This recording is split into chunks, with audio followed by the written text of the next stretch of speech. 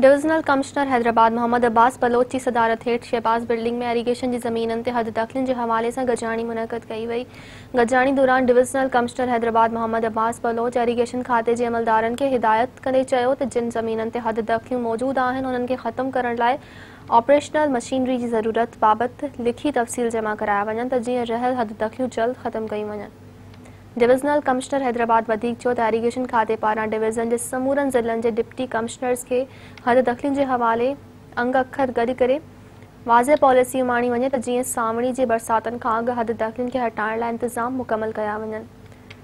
गजाणी में mango show के हवाले से ॻाल्हि ॿोल कई वई। ब्रीफिंग ॾींदे additional deputy commissioner one Tabrez Sadiq Marri चयो त मैंगो शो के इंतज़ामनि के हवाले से समूरनि स्टॉक होल्डर्स सां राब्तो करे रहिया आहियूं। एक्सपो सेंटर में भी समूरनि इंतज़ामनि के हवाले से हिकमत अमली तैयार कई पई वञे।